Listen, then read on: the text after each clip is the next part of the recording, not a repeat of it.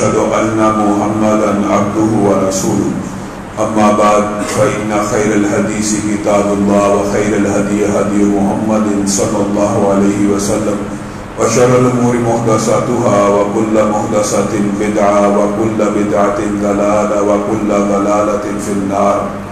أعوذ بالله من الشيطان الرجيم. وَلَنَبْلُوَنَّكُمْ بِشَيْءٍ مِّنَ الْخَوْفِ وَالْجُوعِ وَنَقْصٍ مِّنَ الْأَمْوَالِ وَالْأَنفُسِ وَالثَّمَرَاتِ وَبَشِّرِ الصَّابِرِينَ الَّذِينَ إِذَا أَصَابَتْهُم مُّصِيبَةٌ قَالُوا إِنَّا لِلَّهِ وَإِنَّا إِلَيْهِ رَاجِعُونَ. تمام قسم کی تعریفات اور حمد و ثنا اللہ مالک الملک کے لیے ہیں، جو تمام کائنات کے خالق، مالک اور رازق ہیں، جو اپنے بندوں پر بے شمار انعامات کرنے والے ہیں، جو ہمیشہ سے ہیں اور ہمیشہ ہی رہیں گے. نہ جن کی ذات میں کوئی شریک ہے، نہ جن کی صفات میں کوئی شریک ہے.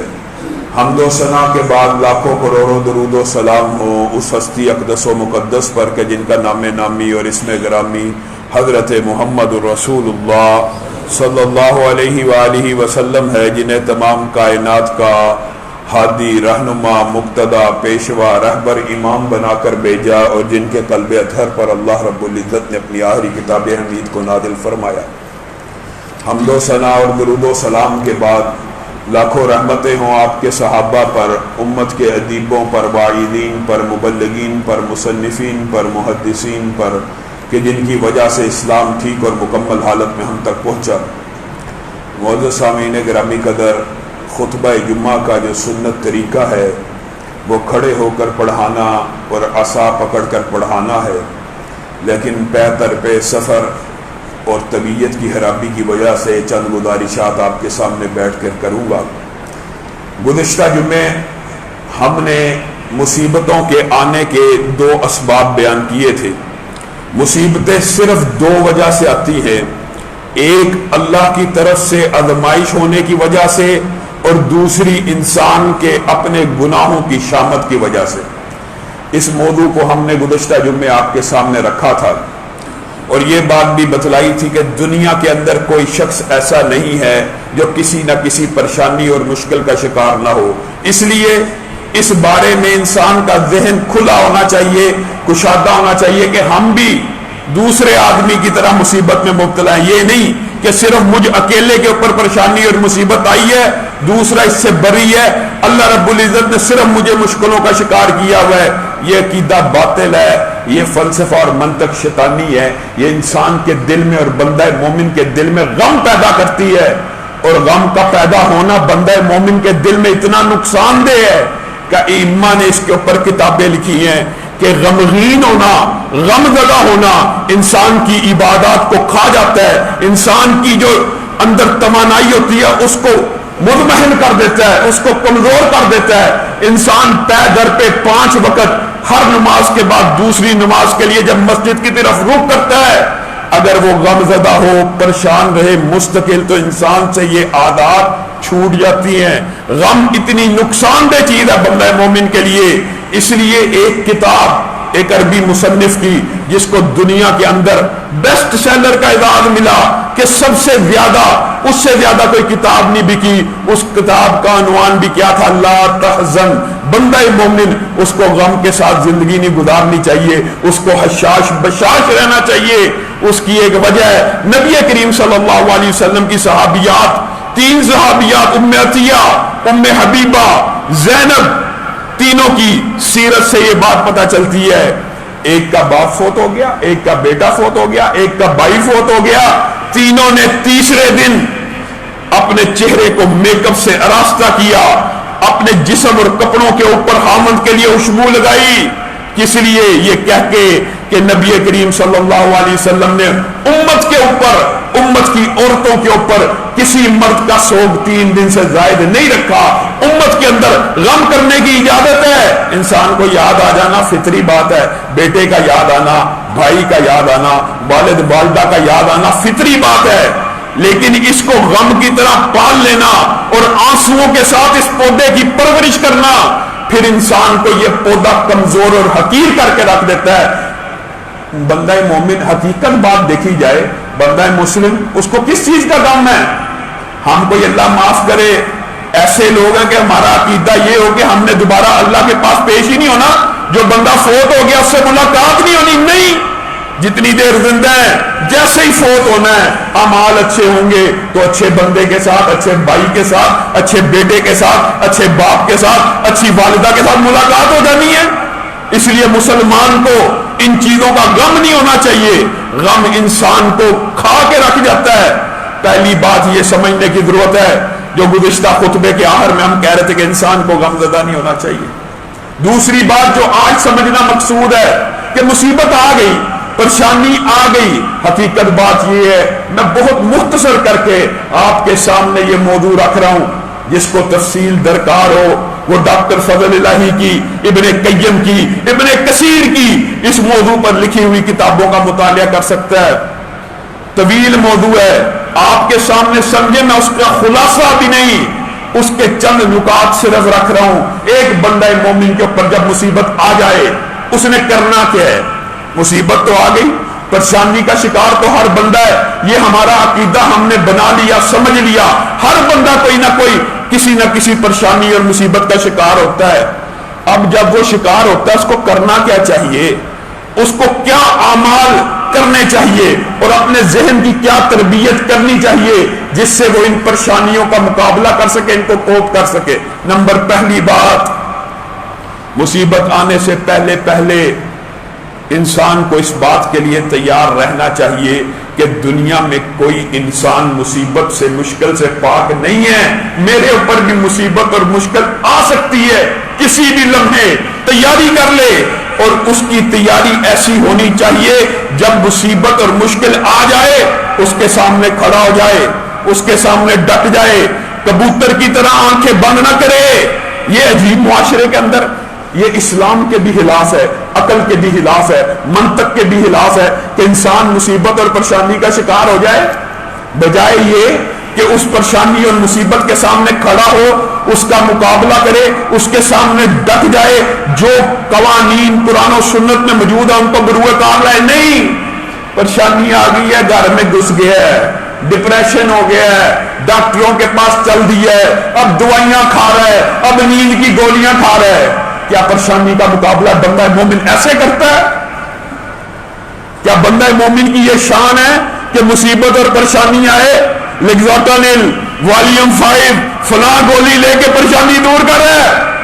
اللہ کی قسم، یہ جو سارے کا سارا عقیدہ ہے یہ مادیت پرستی کا ہو سکتا ہے، یہ سیکولرزم اور الحاد کا ہو سکتا ہے۔ بندہ مومن مصیبت اور مشکل کی تیاری ایسے کرتا ہے جیسے رسول اللہ صلی اللہ علیہ وسلم نے اس کو مصیبتوں کے سامنے ڈٹ جانے کی تلقین کی ہے۔ اسی لیے پہلا جو جھٹکا مصیبت کا اللہ رب العزت نے اس کا ذکر کلام حمید میں خود کیا، اسی آیت کے اندر، اذا اصابتہم مصیبہ، جیسے ہی کوئی مصیبت آ جاتی ہے پہلا لفظ زبان کے اوپر کیا ہونا چاہیے؟ قالوا انا للہ۔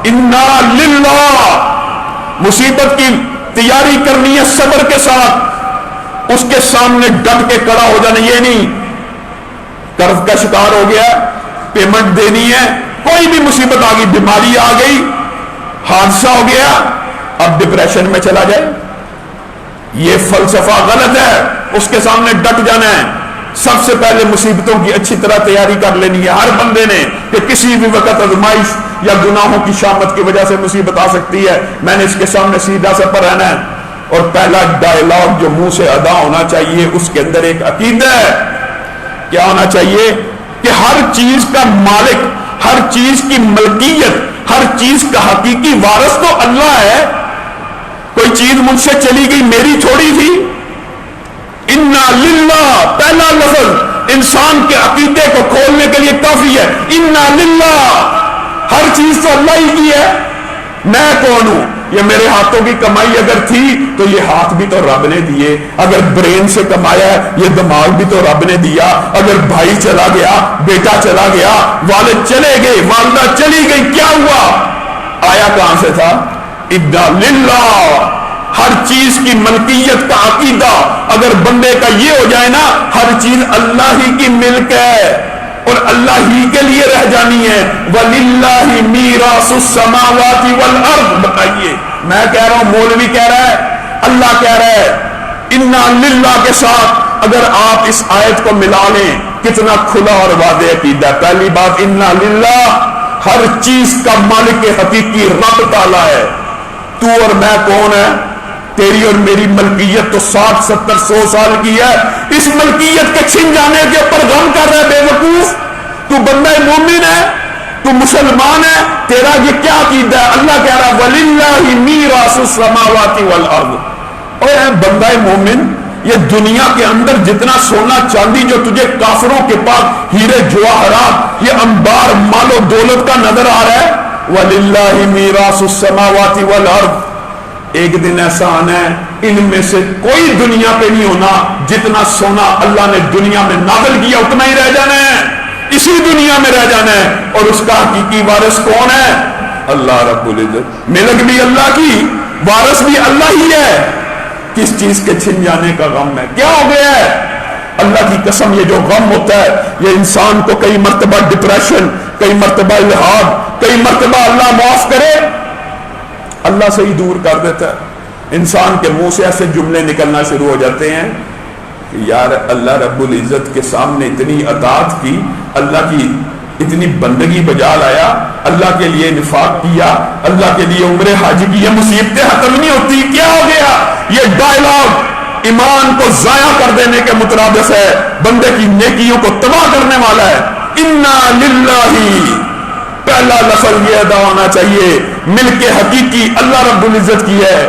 وَإِنَّا إِلَيْهِ رَاجِعُونَ. اور یہ جو میری چیزوں کا مالک صرف رب نہیں ہے, ہم نے بھی اللہ ہی کی طرف لوٹ کے جانا ہے. ہم کون سا اللہ کی ملکیت سے باہر ہیں؟ سب سے پہلی بات, سب سے پہلا ڈائلاگ جب انسان یہ بولتا ہے اس عقیدے کو سمجھ کے کہ اس کے معنی اور مفہوم کا مطلب کیا ہے, اللہ کی قسم اذا اصابتهم مصیبہ قالوا انا للہ وانا الیہ راجعون کے پہلے اللہ رب العزت نے اس ڈائلاگ کو بولنے والے کے لیے کیا کہا ہے؟ وَبَشِّرِ الصَّابِرِينَ. خوشخبری سنا دو ان مصیبت کے اندر پھنسے ہوئے لوگوں کو, ان مشکلات کا شکار لوگوں کو جو جب مصیبت آ جائے صرف یہ ڈائلاگ بول لیتے ہیں. اس کے لیے رب کی طرف سے بہت بڑی خوشخبری ہے کیونکہ اس نے اپنا عقیدہ درست کر لیا. اس نے یہ بات مان لی کہ ملک حقیقی بھی اللہ اور میں بھی اللہ ہی کے پاس لوٹ کے جانے والا ہوں.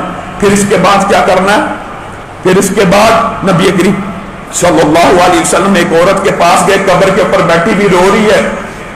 لمبے واقعات ہے چونکہ موضوع طویل ہے اس لیے مختصر سا صرف اشارہ کرتا چلوں گا. رو رہی ہے.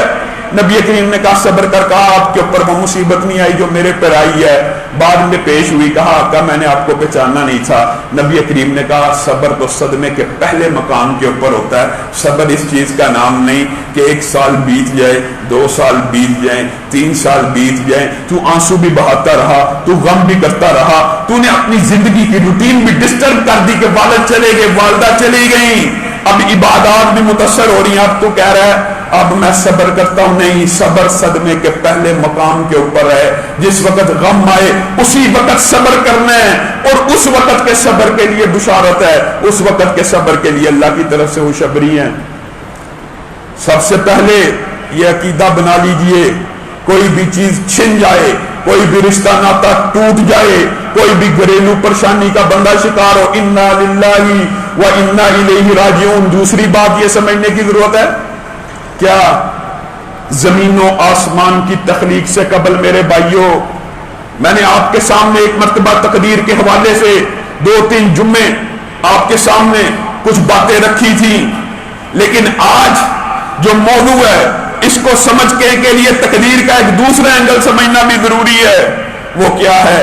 اللہ کی قسم زمین و آسمان کی تخلیق سے قبل, انسان کی تخلیق کی بات نہیں کر رہا, زمین و آسمان کی تخلیق سے قبل اللہ رب العزت نے لوح محفوظ کے اوپر قلم کو جب چلنے کا حکم دیا تھا, اس نے تیری اور میری تقدیر نہیں زندگی کا ایک ایک لمحہ لکھ کے رکھ دیا تھا. اللہ کے علم سے ایک ایک لمحہ لکھ کے رکھ دیا ہے. زمین و آسمان کی تخلیق سے قبل یہ قضا ہے، یہ قدر ہے، یہ تقدیر ہے۔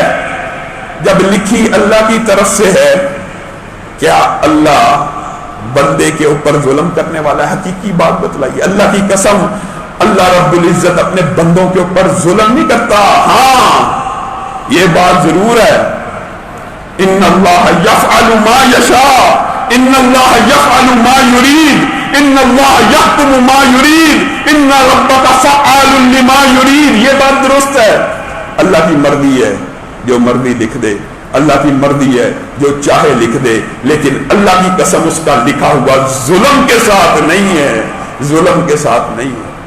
تقدیر کے اوپر اس طرح بھی ایمان لانا چاہیے، اگر اللہ تو نے میری تقدیر کے اندر یہ مصیبت لکھ دی ہے، اللہ اگر تو لکھ کے راضی ہے تو میں جھیل کے راضی ہوں۔ اللہ اگر تو لکھ کے راضی ہے تو میں اس کے اندر پورا اتر کے راضی ہوں۔ اللہ اگر تو نے لکھ دیا زمین و آسمان کی تخلیق سے قبل فلاں دن اتنے بجے اس بندے کی یہ عضو تلف ہو جانا ہے، یہ رشتہ دار نے چلے جانا ہے، یہ مال کا نقصان ہو جانا ہے، اللہ تو نہیں لکھا نا، تو تو بندوں کے اوپر غافل نہیں ہے، تو تو بندوں کے اوپر ظلم کرنے والا نہیں ہے۔ اللہ پھر میری بندگی بھی دیکھ، میں تیرے اس لکھے پہ راضی ہو گئے۔ اللہ کی قسم مصیبتیں آ جانے کے بعد قضاء و قدر کا جو بندہ یہ عقیدہ اپنا لیتا ہے، پھر اس کے اوپر نہ غم آتا ہے نہ خوف آتا ہے، اللہ رب العزت بھی پھر ایسے بندوں کے اوپر راضی ہو جاتے ہیں۔ اور اسی لیے پھر احادیث ہیں، پے در پہ موضوع لمبا ہے کہ پھر اللہ تعالیٰ لکھے ہوئے کو بھی مٹا ڈالتا ہے اور فرشتوں کو کہتا ہے وہ جو رجسٹر تھا جس کے اندر فلاں فلاں دن پہ اس بندے کے اوپر یہ مزید مصیبت لکھی تھی، اس کو کاٹ ڈالو۔ کس وجہ سے؟ اگر بندہ مصیبتوں اور آزمائشوں کے اوپر اللہ کی رضا کے ساتھ راضی ہو جائے، وہ اعمال کرے جو اللہ نے کرنے کا حکم دیا ہے، معروف اعمال ہیں، دعا تقدیر کو بھی ٹال دیتی ہے، دعا بری تقدیر کو ٹال دیتی ہے، صدقہ بری تقدیر کو ٹال دیتا ہے، غریبوں کو کھانا کھلانا، ان کو کپڑے پہنانا، ان کی سانس کرنا، بے گناہوں کو چھڑوانا، یہ سب باتیں انفاق فی سبیل اللہ کے اندر ایسی آتی ہیں جو تقدیر کی برائی لکھی ہوئی بھی کاٹ ڈالتی ہے۔ اور بعض لوگوں نے تو یہاں تک لکھا، حالانکہ یہ بات درست ہے، اچھی بری تقدیر کے اوپر ایمان لانا چاہیے، لیکن بعض مفسرین نے اللہ رب العزت سے محبت کا ایسا انداز بنایا، انہوں نے کہا تقدیر کو کیا برا کہنا، تقدیر تو اللہ نے لکھی ہے، پھر جو بھی لکھی ہے بندہ مومن کو اس سے راضی رہنا چاہیے، تقدیر کو برا نہیں کہنا۔ اور اسی بات کی تائید میں ان جو محدثین کا گروہ ہے، انہوں نے ایک حدیث بھی پیش کی اپنی بات کی تائید میں، وہ کیا ہے؟ نبی کریم صلی اللہ علیہ وسلم نے ارشاد فرمایا جب کوئی بندہ کسی مصیبت کا مشکل کا شکار ہو جاتا ہے نا، اس کو ہر چیز کہنے کی اجازت ہے، کلمہ کفر کہنے کی اجازت نہیں ہے، اور اس کے ساتھ ساتھ ایک جملہ اس کو کبھی نہیں کہنا چاہیے، کون سا؟ لو۔ کیا مطلب؟ انسان کسی مصیبت کا شکار ہو گیا، ایکسیڈنٹ ہو گیا خدا نہ خواستہ، مال تلف ہو گیا خدا نہ خواستہ، والد والدہ یا کوئی جان انسان کا عزیز انسان سے رخصت ہو گیا، اب اس کے منہ سے یہ ڈائلاگ مطلوب و مقصود نہیں ہے، غم میں نکل جائے توبہ کر لے الگ بات ہے، یہ کہنا اگر میں سیٹ بیلٹ باندھ لیتا تو میرا اتنا نقصان نہ ہوتا، نہیں کہنا اب نقصان ہو چکا ہے، جو لکھا تھا تیری تقدیر کے اندر وہ تجھے پہنچ چکا ہے، اب تو نے لہو کا جملہ نہیں کہنا، اب تو نے اگر مگر نہیں کرنا۔ ہاں مصیبت سے پہلے جیسے آپ کے سامنے رکھا اس کی تیاری کرو، اس سے بچنے کے اسباب پیدا کرو، اس کے سامنے سینہ سپر ہونے کے لیے جد و جہد کرو، لیکن جب پہنچ گئی ہے نا پھر نہیں کہنا اگر یہ ہو جاتا میرے والد بچ جاتے، اگر یہ ہو جاتا میرے بھائی کو موت نہ آتی۔ نہیں، اللہ رب العزت کی کتاب کے اندر جو بات لکھ دی جائے، پھر اگر مگر کچھ نہیں ہوتا، پھر وہی ہوتا جو تیرا رب چاہتا ہے۔ وَيَمْسَسْكَ اللَّهُ بِضُرٍّ فَلَا كَاشِفَ لَهُ إِلَّا هُوَ، اور اگر تجھے کوئی مصیبت اور پریشانی آ جائے، بتائیے اگر آ گئی ہے، اب بندہ مصیبت اور پریشانی کا شکار ہو ہی گیا ہے، اب اس کو دور کس نے کرنا ہے؟ اللہ ہی نے دور کرنا ہے۔ کتنے دکھ اور افسوس کی بات ہے کہ بندہ مصیبت اور پریشانی کا شکار تو ہو جاتا ہے اور جاتا کس کے پاس ہے؟ ڈاکٹر کے پاس جانا چاہیے۔ دنیاوی اسباب کے اندر علاج کے باب میں کوئی حرج نہیں ہے، لیکن یہ بھی تو سوچنا چاہیے کہ جس رب نے مصیبت دی ہے، اگر وہی رب اس مصیبت کو دور نہیں کرے گا، پھر ڈاکٹر چاہے تیرے لاکھوں روپے لگا دے، اللہ کی قسم چاہے بیماری معمولی نوعیت کی کیوں نہ ہو، اگر رب نہ چاہے وہ تیرے سے بیماری دور نہیں ہونی۔ تو سب سے پہلے ڈاکٹر کے پاس جانے سے پہلے بھی، یا کسی بھی کام کے لیے وکیل کے پاس، عدالت میں جانے سے پہلے بھی، سب سے پہلے کس کے ساتھ رجوع ہونا چاہیے؟ جس کی طرف سے مصیبت آئی ہے، جس کے بارے میں تیرا عقیدہ ہے کہ انا للہ ہے، ہر چیز کی ملکیت اللہ کی ہے، ہر چیز کی تقدیر اللہ نے لکھی ہے۔ اگر تیرا یہ عقیدہ ہے تو تجھے تیسرا سٹیپ تو یہ اٹھانا چاہیے، جب بھی مصیبت میں پھنس جائے تو پھر اس مصیبت کے دور ہونے کا عقیدہ کس کے ساتھ ہونا چاہیے؟ اللہ کے ساتھ ہونا چاہیے کہ پتھر کے ساتھ؟ اللہ کے ساتھ ہونا چاہیے یا شجر کے ساتھ؟ اللہ کے ساتھ ہونا چاہیے یا قبر کے ساتھ؟ اللہ کے ساتھ ہونا چاہیے یا بگڑیاں بنانے والوں کے ساتھ؟ اپنی طرف سے کوئی ہوش ہے، کوئی کتب ہے، کوئی ابدال ہے، کوئی دینے والا ہے، کوئی فلاں کا پیر ہے، کوئی بچے دینے والا، کوئی بارشیں برسانے والا، نعوذ باللہ۔ اگر عقیدہ ہی ایسا ہو جائے کہ اس مصیبت سے نجات ہی مخلوق نے دینی ہے، تو اللہ تعالیٰ تو قرآن پاک میں کہہ رہا ہے کہ جب مصیبت اللہ کی طرف سے آ جاتی ہے پھر اللہ کے علاوہ کوئی اسے دور بھی نہیں کر سکتا۔ یہ تین باتیں سمجھنے کے بعد سب سے جو اہم بات محدثین نے بیان کی ہے، اسی کے اوپر اپنی بات کو ختم بھی کریں گے، لیکن اس بات کو سمجھنا بے حد ضروری ہے، اور یہ اللہ کی قسم ہر مسلمان مصیبت زدہ، ہر بندہ مومن جو پریشان ہے، اس کے لیے بہت بڑی خوشخبری ہے۔ عسا ان تکرہوا شیئا، عسا ان تکرہوا شیئا وہو خیر لکم، قریب ہے، اور بہت بے شمار مقامات پہ ہوتا بھی یہی ہے۔ اللہ کہہ رہا ہے عسا ان تکرہوا شیئا، بہت ممکن ہے تم کسی بات کو برا جانتے ہو، مکروہ جانتے ہو۔ بتائیے، ہر بندہ مصیبت کو برا ہی جانتا ہے، ہر بندہ مشکل کو برا ہی مانتا ہے، لیکن نہیں، ایک گروہ ایسا ہے، نبی کریم صلی اللہ علیہ وسلم کی حدیث ہے، اللہ کی قسم انبیاء اور ان کو ماننے والے جو نیکوکار ہوتے ہیں وہ مصیبتوں اور پریشانیوں کے اوپر ایسے خوش ہوتے ہیں جس طرح تم میں سے کوئی عام بندہ خوشحالی اور آسودگی پہ خوش ہوتا ہے، کیونکہ ان کو حقیقت پتہ ہے، ان کا علم، ان کا ادراک اس لیول پہ پہنچ چکا ہے۔ عسا ان تکرہوا شیئا وہو خیر لکم، قریب ہے جس بات کو تم مکروہ اور برا جانتے ہو، اس کے اندر اللہ رب العزت نے تمہارے لیے بہت بڑی خیر رکھی ہو۔ اور اس کی مثالیں قرآن پاک میں متعدد موجود ہیں۔ قرآن پاک کے اندر بتائیے، وہ جو خضر کے واقعے کے اندر کشتی تھی، اس کے اندر سوراخ کیا، کشتی تو ثابت تھی، کشتی تو سلامت تھی، اس کے اندر سوراخ کرنا شروع کر دیا۔ حضرت موسیٰ بھی پریشان ہو گئے کہ صحیح صاف ستھری کشتی انہوں نے ہمیں جگہ بھی دی ہے، سوراخ کرنا شروع ہو گئے ہیں۔ تو حضرت خضر نے کہا تھا ان کے پیچھے ایک بہت ظالم جابر بادشاہ ہے جو ہر صحیح سلامت کشتی کو اپنے لشکر میں شامل کر رہا ہے۔ بتائیے، یہ مصیبت بظاہر یہ تھی کہ کشتی ٹوٹ رہی ہے، کشتی ڈوب رہی ہے، لیکن اس کے اندر خیر کا پہلو یہ تھا کہ ان بندوں سے یہ کشتی چھینی نہیں جائے گی کیونکہ اس کے اندر عیب ہے۔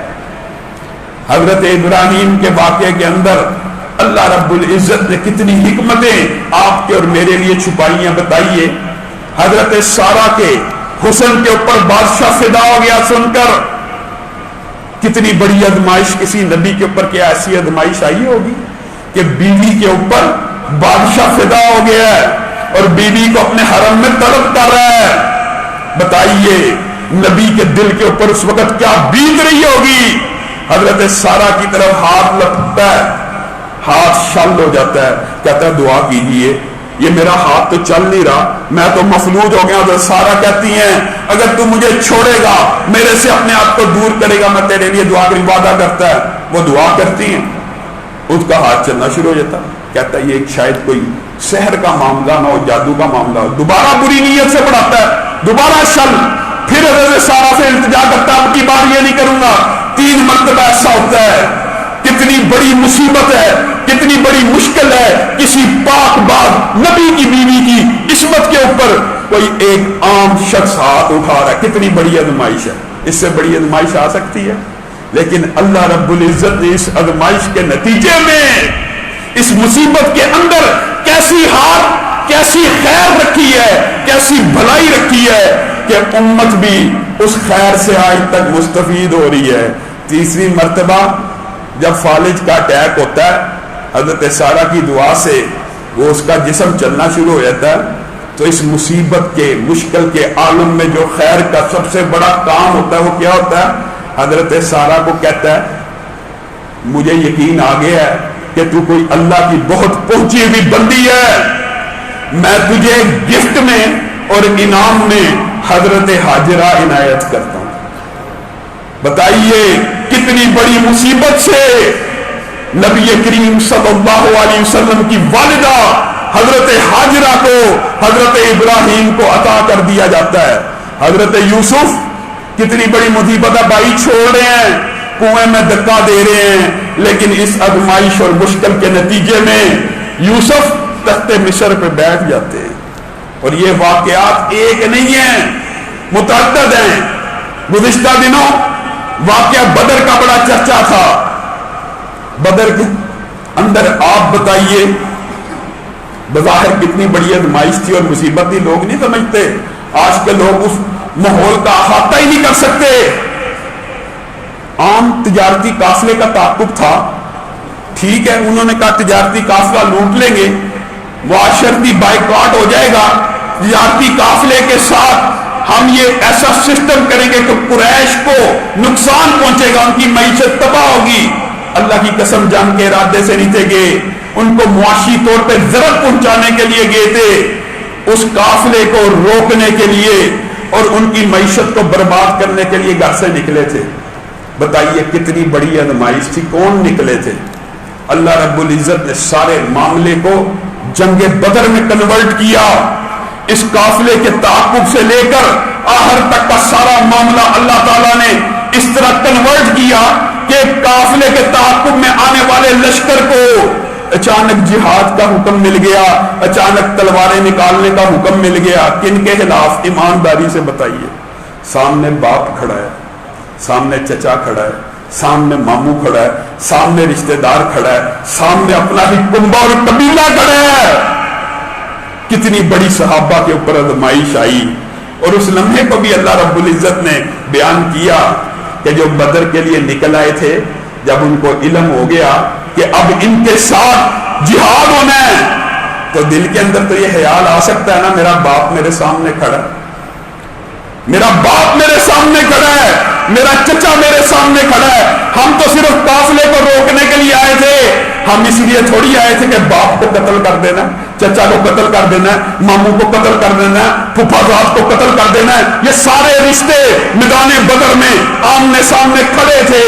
اور صحابہ نے پھر عزیمت کی وہ داستان رقم کی کہ بیٹے نے باپ کو نہیں دیکھا، تلوار چلا دی، لیکن اس مصیبت اور آزمائش کے نتیجے میں جو بدلہ ملا، اللہ اکبر. اللہ کی قسم جب بھی کوئی بدری صحابی کوئی بھی کام کیا کرتا تو نبی کریم کیا کہا کرتے تھے؟ خبردار، اس کے بارے میں ایک جملہ بھی نہیں بولنا، اس کے بارے میں ایک لفظ بھی نہیں بولنا، کیونکہ بدر کے اندر شرکت کرنے والوں کے اللہ نے نہ صرف پچھلے گناہ معاف کیے بلکہ موت تک کے سارے گناہ معاف کر دیے. حضرت عائشہ تک کے اوپر ایک بدری صحابی ایسے ہیں جو اس فتنے کا شکار ہوئے، نبی کریم نے اس کے بارے میں بھی کہہ دیا نہیں. امی عائشہ خود کہتی ہیں خبردار، اس کے بارے میں کچھ کہا وہ میدان بدر میں شریک تھا. ایک صحابی، ان کی رشتہ داری نہیں تھی قریش کے ساتھ، انہوں نے ایک خط لکھ دیا اطلاع دینے کے لیے حضرت علی کو نبی کریم صلی اللہ علیہ وسلم نے کہا جہاں فلاں عورت فلاں علاقے میں جاری ہوگی اس سے ہاتھ لے آئے. صحابہ نے کہا حکم کیجیے اس جسوسی کرنے والے نعوذ باللہ کچھ الفاظ کے اس کو قتل کر دیا جائے. نبی کریم صلی اللہ علیہ وسلم کی پیشانی پہ سلوٹ آ گئی. کہا تجھے نہیں پتا یہ غزوہ بدر میں شریک تھا اور غزوہ بدر والوں کے نہ پچھلے معاف ہیں بلکہ اللہ رب العزت نے قیامت تک کے سارے گناہ معاف کر دیے ہیں. یہ کتنی بڑی آزمائش اور مصیبت تھی صحابہ کے اوپر کہ اچانک اپنے ہی رشتہ داروں سے ٹکرا جانے کا حکم نازل ہوا. ٹکرا گئے. اس کے نتیجے میں خیر کیسی برآمد ہوئی کہ آج تک بھی جو بدر میں جو حدیبیہ میں شریک ہیں ساری دنیا کہتی ہے اللہ کی قسم وہ چاہے جو مرضی عمل کرتے رہیں جس مرضی عمل پہ فوت ہو جائیں اللہ رب العزت نے ان کے لیے جنت کو لکھ دی ہے. عسیٰ ان تکرہوا شیئا یہ مفہوم ہے یہ عقیدہ ہے یہ آج کے خطبے کا لب لباب ہے. ضروری نہیں جس مصیبت کو تو برا سمجھ رہا ہے جس پریشانی کو تو برا سمجھ رہا ہے وہ حقیقت میں بھی بری ہو. محدثین نے لکھا ہے مصیبتوں اور پریشانیوں کے آنے کے 20 فوائد مصیبتوں اور پریشانیوں کے 20 فائدے. ہاں وَلَوْ بَسَطَ اللَّهُ الرِّزْقَ لِعِبَادِهِ لَبَغَوْا فِي الْأَرْضِ. اللہ کی قسم اگر اللہ تعالیٰ اپنے سارے بندوں کو خوشحالی آسودگی اور پریشانیوں سے پاک ہی رکھے تو یہ تو زمین کے اوپر فتنہ و فساد پھیلانا شروع کر دیں. یہ تو اللہ کی بندگی سے نکل جائیں.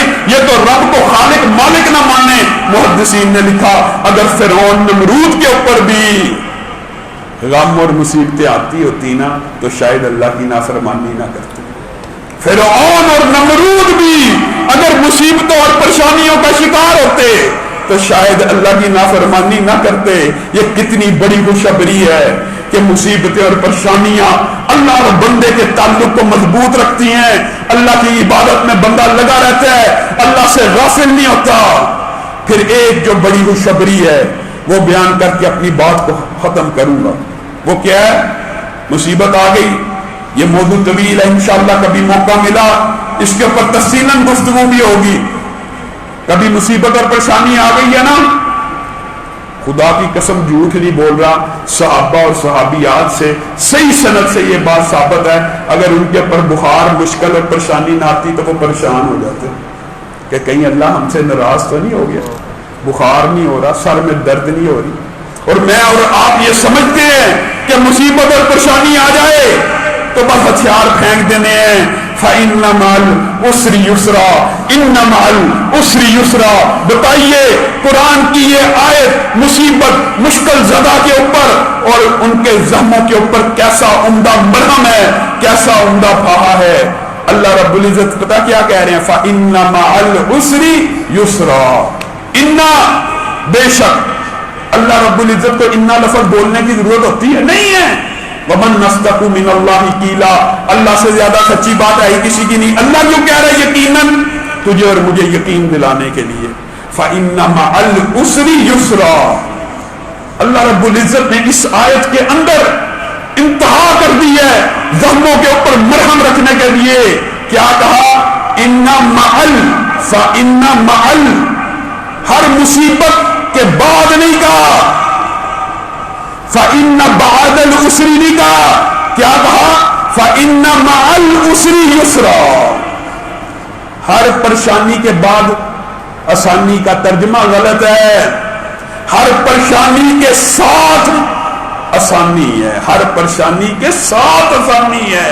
یعنی جیسے ہی پریشانی مصیبت آ جائے تو صحابہ کا طرز عمل ہونا چاہیے کہ ہمارے اوپر آسانیاں آنے والی ہیں. فَإِنَّ مَعَ الْعُسْرِ يُسْرًا. ہر مصیبت کے ساتھ آسانی ہے. اللہ رب العزت نے یہاں پر اسر کے اوپر الف لام استغراقی لگایا. فَإِنَّ مَعَ الف لام ہے نا الاسر اس کا استغراق ہر قسم کی پریشانی کو احاطہ کیے ہوئے ہے. آگے جو یسرا ہے اس کے اوپر الف لام نہیں لگایا. اس کے اوپر الف لام نہیں ہے. اس کا مطلب جو عربی گرامر جانتے ہیں ان کو بڑی اچھی طرح سمجھ آ جائے گی پہلی آیت میں آیا فَإِنَّ مَعَ الْعُسْرِ يُسْرًا، ہر قسم کی مصیبت پریشانی کے ساتھ ایک آسانی ہے۔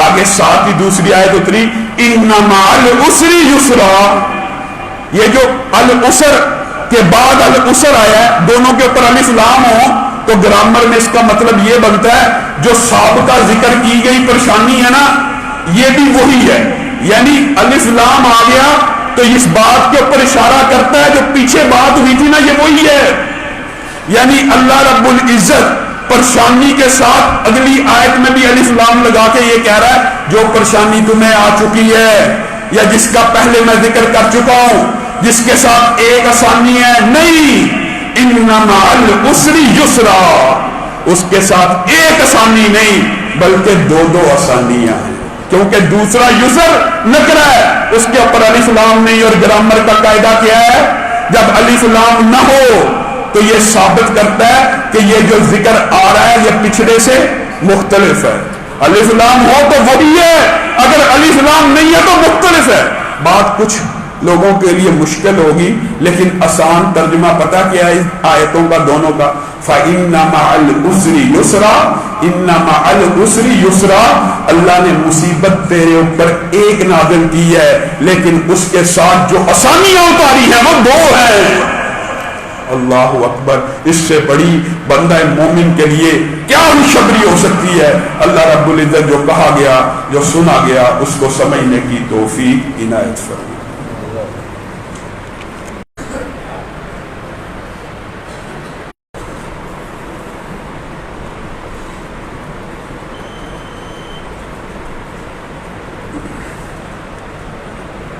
إن الحمد لله نحمده ونستعينه ونستغفره ونؤمن به ونتوكل عليه ونعوذ بالله من شرور أنفسنا ومن سيئات أعمالنا من يهده الله فلا مضل له ومن يضلله فلا هادي له وأشهد أن لا إله إلا الله وأشهد أن محمدا عبده ورسوله أما بعد فإن خير الحديث كتاب الله وخير الهدي هدي محمد صلى الله عليه وسلم وشر الامور محدثاتها وكل محدثة بدعة وكل بدعة ضلالة وكل ضلالة في النار۔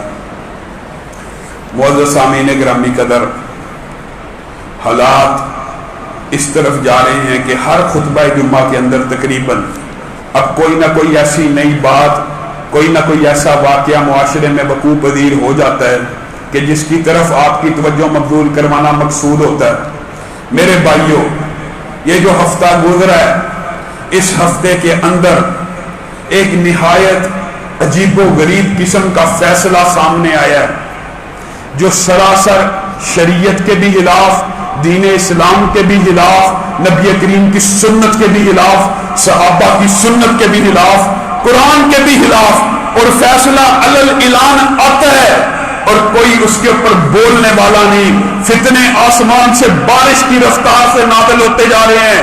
اس ملک کے اندر آئے دن کوئی نہ کوئی ایسی بات ہو جاتی ہے کہ جس کے اندر اسلامی شاعر کا مذاق اڑایا جاتا ہے۔ فیصلہ کیا آیا ہے؟ پہلے فیصلہ یہ تھا، آئین میں آیا تھا جس کی اپوزیشن کی، فیصلے متعدد اس حوالے سے غلط آ چکے ہیں۔ پہلی بات 18 سال تک فیصلہ یا شادی نہیں ہو سکتی، خلاف قرآن و سنت۔ جب انسان میں صلاحیت بلوغت آ جائے شادی ہو سکتی ہے۔ پھر فیصلہ کیا آیا؟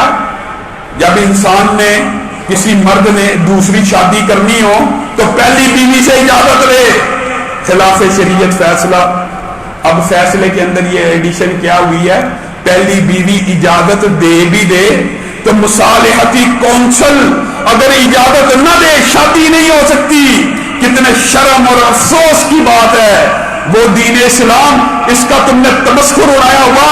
اگر کوئی بندہ اٹھے کسی کی بہن بیٹی کو ورگلا کر بغیر گواہوں کے، بغیر اس کے والدین کی اجازت کے گھر سے بھگا کے لے جائے، اس کو عدالتی تحفظ ہے، نعوذ باللہ، اس کو عدالتی تحفظ ہے، اس کی شادی کی سپرویژن عدالت کرے گی، اس کو کورٹ میرج کہہ کے لائسنس دیا جائے گا کہ تیری شادی اور نکاح حلال ہے۔ بغیر ولی کی اجازت کے، بغیر والدین کی اجازت کے کوئی بندہ، مرد ہو عورت ہو، بس ورگلا لے، کسی کے دل کے اندر یہ بیج محبت کا پیدا کر کے جھوٹا سچا اس کو گھر سے نکال کے لے جائے تو کورٹ اس شادی کو تحفظ دے گی. اور ایک بندہ مومن اٹھے والدین کی اجازت سے گواہوں کی موجودگی میں لوگوں کو کہے یہ اللہ کے قرآن کی آیتوں کے تحت اللہ کے احکامات کے تحت اس عورت سے نکاح کرتا ہوں، اس کو کورٹ کا تحفظ نہیں بلکہ اس کو سزا ہے. نعوذ باللہ. یہ دین کا مذاق ہے کہ نہیں؟ یہ شریعت کا مذاق ہے کہ نہیں؟ اور بیوی کی اجازت لینا تو دور کی بات ہے، اسلام میں بیوی کو بتانے کا حکم بھی موجود نہیں ہے. ہم لوگ آج اس معاشرے میں ہم یہاں پہ یہ کھل کے باتیں نہیں کرتے، تو اس کا یہ مطلب ہے کہ یہ باتیں کیا اسلام میں موجود نہیں ہے؟ اللہ کی قسم، اٹھے کوئی بندہ نکاح کرنا چاہے ولی کی اجازت سے بچی کے، ولی اور والدین کی رضامندی سے اجازت اور ان کی مرضی سے گواہوں سے نکاح کرے، یہ پقیدہ بات ہے کہ کوئی بندہ بچی کو گھر سے بگا کے لے جائے، یہ پقیدہ بات ہے. بگانے والے کے لیے تحفظ موجود ہے لیکن نکاح کرنے والے کے لیے سزا ہے. نکاحوں کو مشکل بنایا جا رہا، زنا کو عام کیا جا رہا، پروموٹ کیا جا رہا. ہمارے جو حنفی بھائی ہیں وہ بھی اس بات کے اوپر سوچیں کہ کورٹ میرج کی اجازت آپ کی فقہ کی ایک شک کی وجہ سے انہوں نے اس کو اپنے حق میں استعمال اس طرح کیا ہے. نبی کریم نے تو کہا تھا کہ کوئی نکاح ایسا نہیں ہو سکتا جو ولی کی اجازت کے بغیر ہو، وہ نکاح باطل ہے. میرے بھائیوں، آپ نے کہا نہیں ولی کے بغیر نکاح ہو جاتا ہے، اس کا نتیجہ دیکھ لیجئے. ولی کے بغیر نکاح کورٹ میرج، بچی کو گھر سے بگا لو، وہ تو جائز ہو گیا ہے، لیکن دوسری شادی کرو وہ حرام ہو گئی ہے. بیوی کی اجازت، کوئی بیوی کی اجازت پہلے سے موجود نہیں ہے، پہلی بیوی کو بتانا بھی موجود نہیں ہے، صرف دو گواہوں کی موجودگی ہو تو اس کو اعلان نکاح کہتے ہیں. مصالحتی کونسل ہو، اچھا پھر یہ لکھا ہے کہ بیوی کی اجازت مل بھی جائے تو بھی مصالحتی کونسل دوسری شادی کے اوپر پابندی لگا سکتی ہے. ایسی پابندیوں کو اسلام کے نام لیوا لوگ اپنے جوتے کی نوک پہ رکھتے ہیں.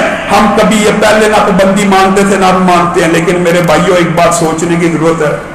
ہر روز یہ جو اسلام کے خلاف قانون بنتا رہتا ہے، اس کا مقابلہ کس نے کرنا ہے؟ اللہ کی قسم اگر آپ اور میں آج ان کا مقابلہ کرنے کے لیے نہ نکلے، نہ تیار ہوئے، نہ ہم نے ایسے ادارے بنائے جو ان کے خلاف قانونی جدوجہد کرتے رہیں، تو یقین مانیے یہ لوگ اسلام کا حلیہ بگاڑ دیں گے. اللہ کے فضل و کرم سے ایریل اشتہار کے خلاف ہم قانونی کارروائی شروع کر چکے ہیں، اور اللہ کے فضل سے تحدیث نعمت کے طور پہ کہتا ہوں کمزور وکلا کے ذریعے نہیں، الحمدللہ نامور وکلا کے ذریعے پیمرا کے چیئرمین کو نوٹس بھیجا جا چکا ہے، ہائی کورٹ کی رٹ تیار ہے، کورٹ کے جو عہدے داران ہیں وہ انشاءاللہ اس کیس کی پیروی کر رہے ہیں. لیکن میں نے اور آپ نے ایک ایسا منظم پلیٹ فارم بنانا ہے جو ایسے ہر فیصلے کے خلاف کورٹ میں جا سکے. اور یہ کب ممکن ہے؟ جب ہم اچھے وکلا کریں. یہ نہیں کہ ہر کیس ہی فی سبیل اللہ لڑا جا رہا ہے، ہر کیس ہی بلا معاوضہ ہو، جو وکیل مل جائے بلا معاوضہ لڑنے کے لیے وہ کیس کر دیا، جو نہ ملے عدالت چھوڑ دیا. نہیں، ہمیں آپ کو اس بات کی ایک مہم چلانے کی ضرورت ہے کہ آپ اور ہم ایک قانونی ایسا پلیٹ فارم امت کو اور پاکستان کو مہیا کریں. جب بھی کوئی ایسی بات آئے فٹ عدالت کا راستہ انہی کے طریقے سے، انہی کے ذریعے سے، کیونکہ آئین کے اندر لکھا ہے کہ قرآن و سنت بالادست ہے، اور قرآن و سنت کے خلاف کوئی چیز آئین پاکستان میں نہیں بن سکتی. ہم نے ان چیزوں کا فائدہ اٹھانا ہے. اور ایک دوسری بات کہہ کے اپنی بات کو ختم کروں گا. حج کا موسم آ چکا ہے، قربانی کا سیزن قریب ہے. وہی فلسفہ، وہی معاشرے میں گندا پراپوگنڈا، حج کی بجائے بیٹی کسی غریب کی شادی کر دی جائے، قربانی کی بجائے کسی بچے کو کپڑے پہنا دیے جائیں. یہ جو لبرلزم اور سیکولرزم اور ملحد مافیا ہے نا، اللہ کی قسم اسلام کی ہر عبادت، ہر شاعر کا مذاق اڑانا چاہتے ہیں. بتائیے جو بندہ حج پہ جاتا ہے، جو بندہ قربانی کرتا ہے، حقیقت میں غریب کے کام بھی وہی آتا ہے، غریب کو کپڑا بھی وہی پہناتا ہے، غریب کے منہ میں نوالا بھی وہی ڈالتا ہے. جو 1.5 لاکھ کا موبائل لے کر پی سی ہوٹل کے اندر کام والیوں کو باہر بٹھا کر اندر بیٹھ کے کھانا کھا رہا ہوتا ہے، وہ بے ضمیر ایسا ہوتا ہے کہ اپنے گھر میں کام کرنے والوں کو اپنے ساتھ کھانا نہیں کھلا سکتا.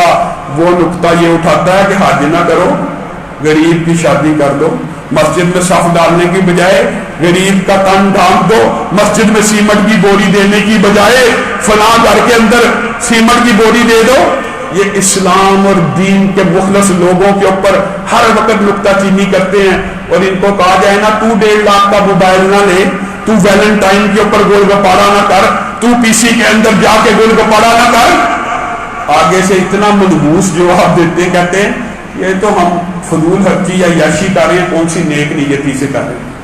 یعنی جو بندہ نیکی کر رہا ہے اس کو تم روک رہے ہو، ایک نیکی کی بجائے دوسرے نیکی کی ترغیب دے رہے ہو، اور ہم تمہیں کہہ رہے ہیں برائی چھوڑ کے نیکی کرو، تو تم کہہ رہے ہو ہم یہ نیک نیتی سے تھوڑی کرتے، ہم تو گناہ کی نیت سے کرتے ہیں۔ اللہ رب العزت ایسے بد عقلوں کو بھی ہدایت دے۔